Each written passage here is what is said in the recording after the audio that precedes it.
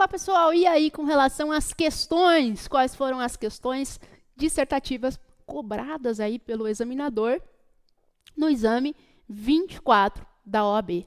Vamos ver essas questões e vamos juntos responder as 4 questões, destacando os principais pontos e também aí conduzindo você a encontrar a resposta no seu código, sabe por quê? Tá tudo no VAD, gente. Tudo tá no VAD. Então, aí a gente vai juntos encontrar essa resposta. Olha só. Maria Clara e Jorge tiveram uma filha, Catarina, a qual foi registrada sob filiação de ambos. Apesar de nunca terem se casado, Maria Clara e Jorge contribuíam paritariamente com o sustento da criança, que vivia com Maria Clara. Quando Catarina fez 2 anos de idade, Jorge ficou desempregado, situação que perdura até hoje. Em razão disso, não possui qualquer condição de prover a subsistência de Catarina, que não consegue contar apenas com a renda de sua mãe, Maria Clara, filha única de seus genitores já falecidos.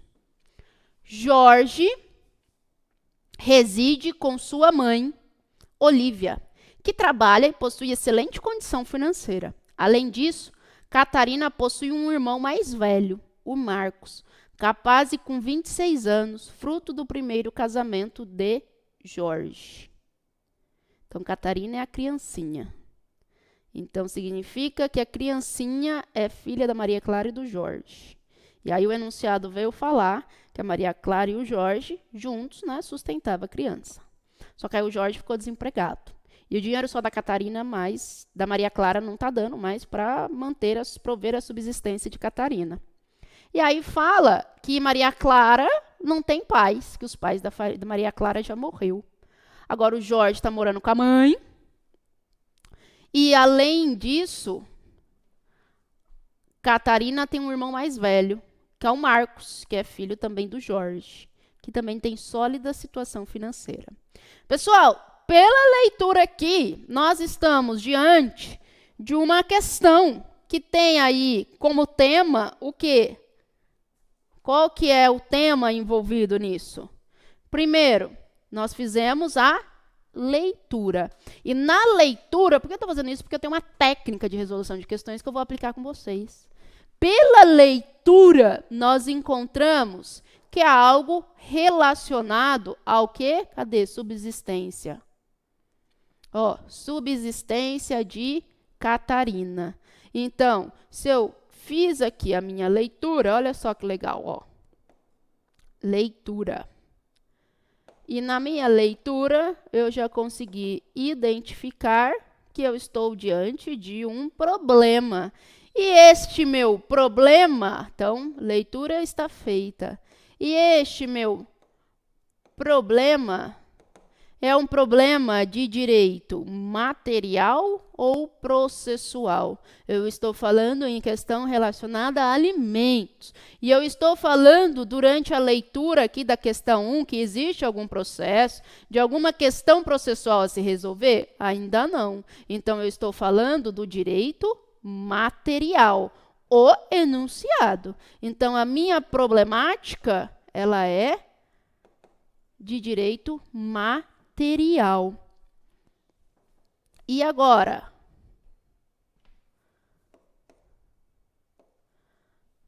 E o tema disso aqui? O tema, se tem a ver com subsistência, tem a ver com filiação, já me acende uma luz que o tema seria de alimentos, sem eu ler ainda as questões, tá? Só pelo enunciado para eu ter uma noção de que eu preciso aqui resolver. Então, tem a ver com filiação e tem a ver com alimentos. Por que alimentos? Maria Clara, que é a mãe, ok, está pagando, mas não está aguentando mais. E, por sua vez, o Jorge, que é o pai, está desempregado. Só que eu sei que o Jorge tem o quê? Ele tem aí a mãe dele, que é o quê da Catarina? A avó. E ainda o Jorge, que é o pai, tem um outro filho, que é o irmão da Catarina. E nós sabemos que esse irmão da Catarina, o Marcos, ó, o Marcos também tem uma boa situação financeira. Então, se o pai não pode pagar, o que será que acontece? E aí nós vamos para a pesquisa. Galera, como é que eu tenho que fazer isso daqui? Olha só, eu estou diante da técnica LPT. Se você faz isso aqui para responder as suas questões de segunda fase, fica tudo mais fácil. Leitura, qual que é a problemática material processual, o tema e a pesquisa. Alternativa A. Olívia e Marcos podem ser chamados a contribuir com a subsistência de Catarina? A obrigação deve recair em Olívia e Marcos de forma paritária? Por que Olívia e Marcos, gente? Porque seriam aquelas pessoas, né, que deveriam contribuir para quê? Para fins da alimentação. E nós sabemos que, em regra, o direito, né, de pagar alimentos em decorrência de filiação é de quem? Dos pais, dos ascendentes, né? Então, se é dos ascendentes, que eu tenho aí, né, que ter em mente? Primeira coisa, vamos procurar aqui no código, na pesquisa. Eu já sei que é direito material. Para onde que eu vou? Opa, vamos lá. Primeira coisa, ver, tem lei especial? Óbvio que a hora que você começar a ver a listinha de leis especiais, você vai ver que tem a lei de alimentos. E aí, diante de lei de alimentos, você já vai lá dar uma olhada nela. Se você não encontrou nada, aí você vai para a disposição comum. E na disposição comum, alimentos, você vai ver que o seu artigo 1698 do Código Civil já vai te tratar alguma coisa relacionada a alimentos. Olha só o 1698. Código Civil, aqui ó, a gente faz na hora, hein? Juntos, como se estivesse lá na prova. Olha o 1698, pessoal. O seu artigo 1698. Primeiro, o 1696. Os alimentos pretendido, o direito à prestação de alimentos é recíproco entre pais e filhos. Esta é a regra. E extensivo a todos os ascendentes, recaindo a obrigação nos mais próximos em grau uns em falta de outros. 1697. Na falta dos ascendentes, cabe a obrigação aos descendentes, guardada a ordem de sucessão. E, faltando este, aos irmãos, assim germanos como unilaterais. Galera, qual que é a resposta aqui, pessoal? Olha só, alternativa A, Olívia e Marcos. A Olívia é a avó ascendente e Marcos podem ser chamados a contribuir com a subsistência de Catarina? Sim, né? O direito à prestação aqui se estende a ascendente, que é Olívia, embora o irmão Marcos, né, parente em linha colateral, porque ele é irmão, possa ser chamado na falta de ascendente. Então, aí nos termos do artigo 1696, cumulado com 1697. Então, primeiro, Olívia, porque a Olívia é ascendente. Na falta da Olívia, aí sim vai para o irmão, para o Marcos, irmão da Catarina. Isso aqui é o seu artigo 1696 e 1697. Olha só, né, a segunda pergunta. Veja que são duas perguntinhas aqui. A obrigação deve recair em Olívia e Marcos de forma paritária, da mesma forma? Não, né, gente? Na hipótese de existir o dever de alimentar de Marcos, ele será o quê? Subsidiário ao da ascendente. Então, aqui, os dois podem responder sim, mas primeiro Olívia. Não existindo ascendente, aí sim nós vamos ter, então, né, o dever de Marcos, que é o irmão da Catarina, a prestar alimentos. Então, o Marcos, ele é subsidiário à avó, que é a ascendente. Então, aí nós deveríamos responder que na primeira perguntinha, né, da A, que é Olívia e Marcos, podem ser chamados a contribuir com a subsistência de Catarina? Sim, mas como é que você vai responder, gente? Olha só, vou te dar dica. Cuidado com sim e não em questão. Você responde assim: Olívia e Marcos podem ser chamados a contribuir com a subsistência de Catarina nos termos do artigo 1696 e 1697, vírgula. Todavia, é importante ressaltar que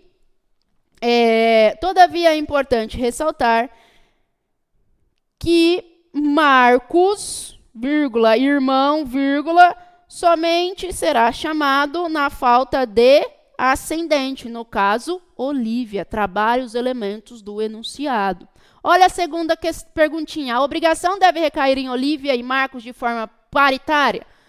Com relação à obrigação de Olívia e Marcos, importante afirmar que não será de forma paritária, tendo em vista que o dever alimentar de Marcos é subsidiário, nos termos do artigo 1698, já que Marcos somente irá responder, né, se o quê? Aquele parente, em primeiro lugar, não estiver em condições de suportar totalmente o encargo. Então, aqui eu tenho uma questão subsidiária de Marcos. Então, a sua questão A, você deveria fundamentar no 1696, no 1697 e mais o 1698. Fechado? B, quais as medidas judiciais cabíveis para resguardar o direito de subsistência de Catarina, considerando a necessidade de obter com urgência provimento que garanta esse direito? Galera, agora aqui nós estamos falando de o quê? Estamos falando da parte relacionada ao direito processual. Nós já sabemos, primeiro nós vamos requerer alimentos contra quem? A ascendente, a avó. E como é que nós vamos fazer isso, concretizar isso? Por meio de uma ação de alimentos. E quando vocês tiverem aí conhecimento, que vocês vão ver na pesquisa, que eu tenho uma lei que trata da ação de alimentos, você vai ver que tem lá, tem um pedido de alimentos provisórios e fundamento na lei 5.478, que é a lei que trata disso. Além disso, o enunciado considerou a possibilidade de concessão de tutela provisória de urgência fundamentada no artigo 300. Então, aqui, a questão B, o item B, deveria ter sido respondido da seguinte maneira: quais as medidas judiciais cabíveis para resguardar o direito de subsistência de Catarina?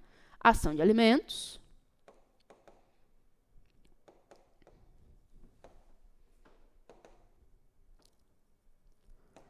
com pedido de alimentos.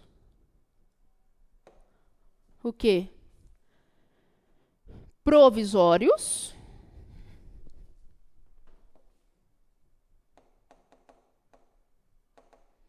E o fundamento disso aqui está lá na sua lei 5.478, que é a lei que trata de alimentos. Na sua pesquisa você identifica ela. E também, né, o quê? Alimentos com tutela provisória. Ou, toda vez que se fala urgência antes de sentença, eu estou falando em tutela provisória, que aí é o seu artigo 300 do Código de Processo Civil. Conseguiram identificar, pessoal, aqui a problemática? Veja, a sua alternativa A trabalhava de uma problemática de material. Já a sua alternativa B trabalhou questões a respeito do direito processual. É onde que você consegue identificar e vai fazer a sua pesquisa, né, de forma correta, que seria aí exatamente, né, indo para o seu Código de Processo Civil. Vamos para a questão número 2? Olha só a questão número 2 do exame 24. Marcos estacionou seu automóvel diante de um prédio de apartamentos. Pouco depois, um vaso de plantas caiu da janela de uma das unidades e atingiu o veículo, danificando o para-brisa e parte da lataria. Não foi possível identificar de qual das unidades caiu o objeto. Pessoal, eu já estou diante de um prédio de apartamentos, que de uma janela caiu um vaso de plantas. E aí eu não consegui identificar de qual das unidades caiu. O automóvel era importado, de modo que seu reparo foi custoso e demorou cerca de 10 meses. 2 anos e meio depois da saída do automóvel da oficina, Marcos ajuiza uma ação indenizatória em face do condomínio do edifício.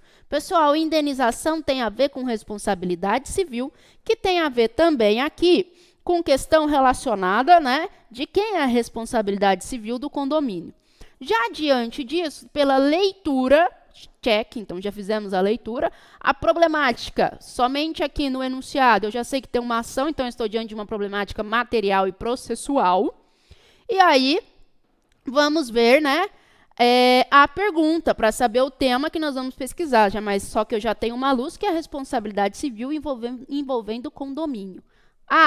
Considerando que o vaso de plantas caiu da janela de apenas um dos apartamentos, pode o condomínio alegar fato exclusivo de terceiro para se eximir do dever de indenizar?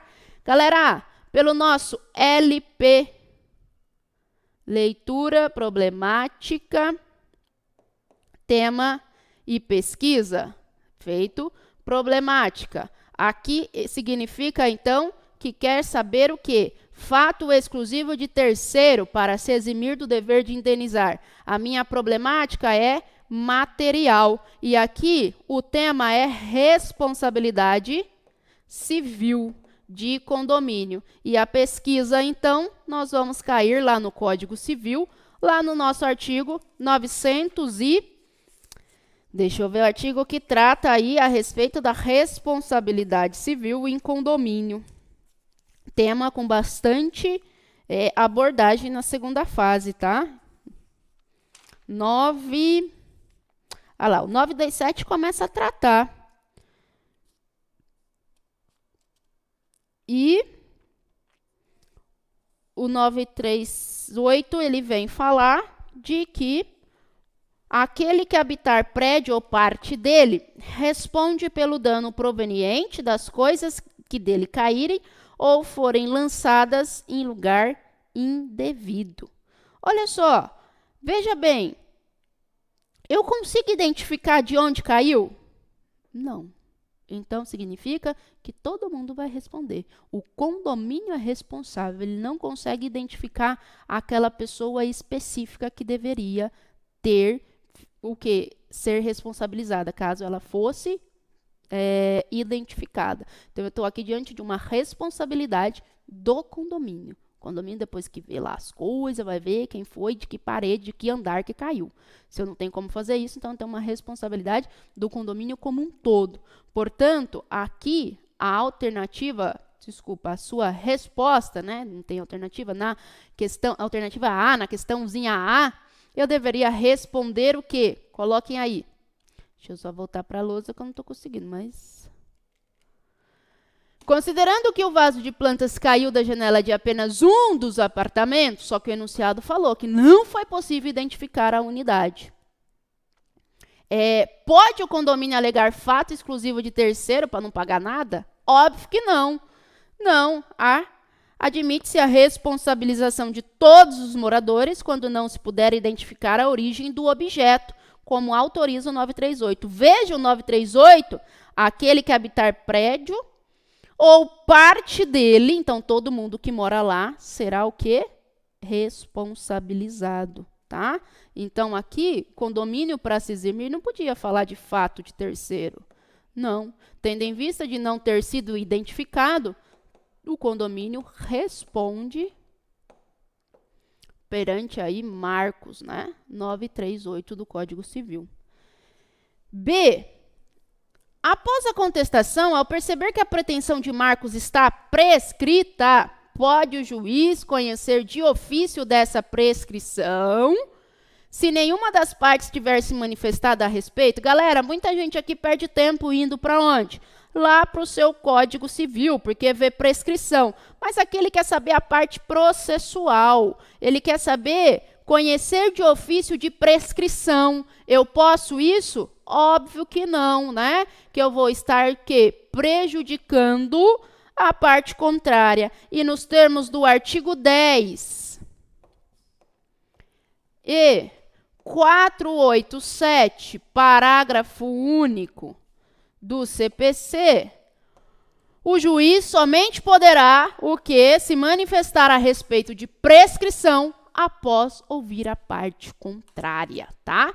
Agora, existe um caso que o juiz pode, de ofício, manifestar sobre prescrição e decadência, que é a hipótese do 332. Caso ele faça o quê? De cara, já acolha a prescrição e a decadência sem determinar a citação. Aí, depois que teve citação, toda vez em que ele fala, nossa, está prescrito, existe decadência, tem que ouvir a parte contrária.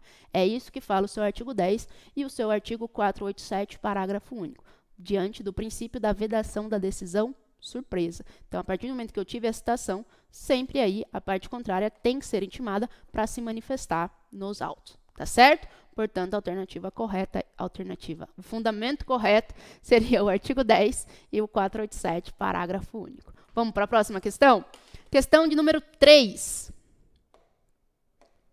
Após se aposentar, Álvaro, que mora com sua esposa em Brasília, adquiriu de Valério um imóvel hipotecado localizado na cidade do Rio de Janeiro por meio de escritura pública de cessão de direitos e obrigações.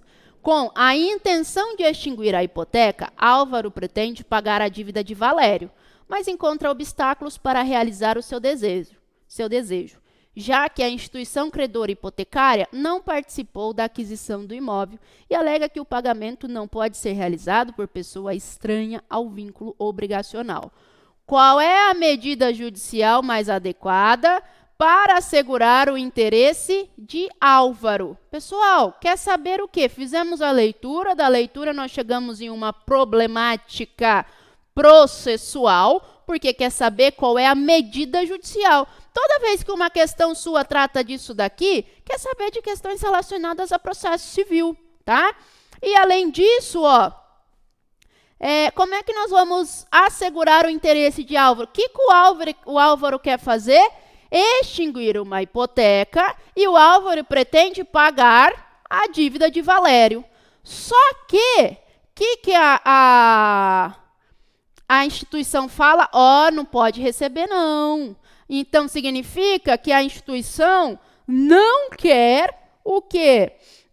Receber, está se recusando. Portanto, nós estamos diante aqui que a medida judicial é qual? Uma ação de consignação em pagamento. Porque a ação de consignação em pagamento é forma de extinção da obrigação, tá?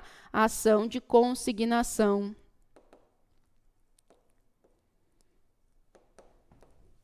em pagamento é uma ação exclusiva para isso.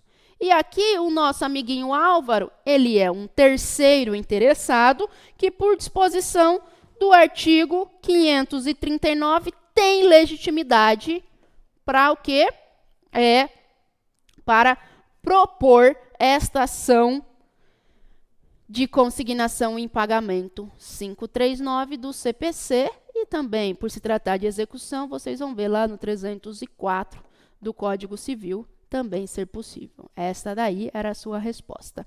E a B, o foro competente é o da cidade. Qual o foro competente para processar e julgar a referida medida? Pessoal, quer saber aqui a respeito de competência. Se você encontra uma ação de procedimento especial, leia todos os artigos relacionados a esse procedimento especial, porque pode ser que eu tenha uma questão especial também, específica a respeito da competência. E é o caso, o seu artigo 540 aqui, ele traz a seguinte redação. 540 do CPC. Cadê o meu? Olha só o que ele vai falar, o seu 540. Ele conta assim, requer-se a consignação no lugar do pagamento. E aqui, gente, Olha só, o imóvel hipotecado está onde? No Rio de Janeiro. Portanto, qual foro competente? Rio de Janeiro. Qual que é o fundamento? Artigo 540 do CPC. Muito cuidado quando vocês identificarem numa prova uma questão que trata de um procedimento especial. Leia todos os artigos que envolvam este procedimento, porque é muito provável, se for cobrado algum ponto desta que está nesse procedimento especial, vai ser da lei do procedimento especial. Pode ser uma lei, que a lei é a mesma coisa que procedimento especial, ou o próprio Código de Processo Civil. Cuidado com isso. Vamos para a última questão? Olha só. Questão de número 4. Pedro, maior com 30 anos de idade, é filho biológico de Paulo, que nunca reconheceu a filiação no registro de Pedro. Em 2016, Paulo morreu sem deixar testamento. Solteiro, sem ascendentes e descendentes, e com 2 irmãos sobreviventes que estão na posse dos bens da herança. Diante da situação apresentada, responda aos itens a seguir. Qual o prazo para a propositura de ação de investigação de paternidade e da petição de herança? Galera, aqui ele já te fala. O que você precisa buscar? Ação de investigação de paternidade. Eu tenho prazo?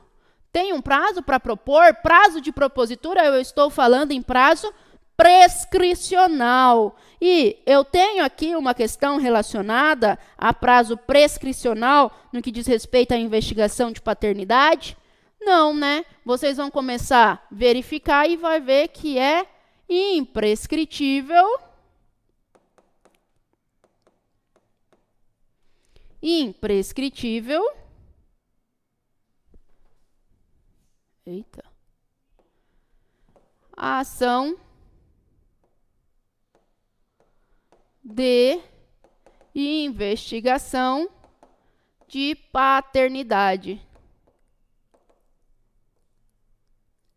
E isso aqui está lá na sua súmula 149 do STF e também no artigo 27 do ECA, tá? Então, essa questão relacionada à imprescritibilidade da ação de investigação de paternidade. Mas veja que, além disso, né, vem o enunciado e te cobra ainda a petição de herança. Então, aqui eu tenho a petição de herança, que o prazo é de... Também, né? Ali na frente. Espera aí, para organizar. Eu tenho a minha petição de herança, que agora aqui o meu prazo de prescrição é de 10 anos, e aí é o seu artigo 205 do Código Civil. Tá certo? B. É possível acumular os pedidos de reconhecimento da paternidade e do direito hereditário no mesmo processo? O que vocês acham, gente? Aí, aqui nós teremos que falar do artigo, temos que falar sobre cumulação de pedidos. E cumulação de pedidos, né, é uma questão relacionada ao processo civil. E o CPC vem lá no seu artigo 327, parágrafo 1º, que ele vai autorizar a acumulação no pedido desde que presente os requisitos de admissibilidade ou que os pedidos sejam compatíveis entre si, a competência seja do mesmo juízo. Então, aí, cabe essa acumulação, uma vez que a investigação de paternidade e a petição de herança observa os requisitos do 327, parágrafo 1º, pois são pedidos compatíveis entre si e tem competência o mesmo juízo e o mesmo procedimento é adequado aos ambos. Digo isso, que os dois têm aí um procedimento comum. Portanto, é possível, sim, nós termos a cumulação de pedidos nos termos do artigo 327, parágrafo 1º do CPC. Galera, como é que então eu responderia isso daqui? Qual o prazo para a propositura da ação de investigação de paternidade e da petição de herança, o prazo para a propositura, isso é parafrasear, tá, gente? O prazo para a propositura da ação de investigação de paternidade é imprescritível, portanto, pode ser proposta a qualquer momento, nos termos da súmula 149 do STF ou 27 do ECA. Por sua vez, o prazo da petição de herança deve ser proposta dentro de 10 anos, nos termos do artigo 205 do Código Civil. B. É possível acumular os pedidos? Encontraria, pelo remissivo, cumulação de pedidos. Tem a ver com questão processual. Tem cumulação de pedidos no Código Civil? Óbvio que não. Você ia lá para o 327 e o seu artigo 327, parágrafo 1º, você tem a seguinte informação. Olha só. 327. É lícita a acumulação em um único processo contra o mesmo réu de vários pedidos, ainda que eles não haja conexão. Parágrafo 1º, inciso 1º. São requisitos de admissibilidade da acumulação que os pedidos sejam compatíveis entre si. Então, aí, o que nós responderíamos? Que seria possível a acumulação de pedidos, tendo em vista que eles são compatíveis entre si e adotam o mesmo procedimento. E, além disso, ele tem aí, né, um mesmo juízo para reconhecer. Portanto, seria, assim, possível a acumulação de pedidos. Certo, pessoal? Essas aí eram as questões do seu exame 24 da OAB. Um beijo e até a próxima!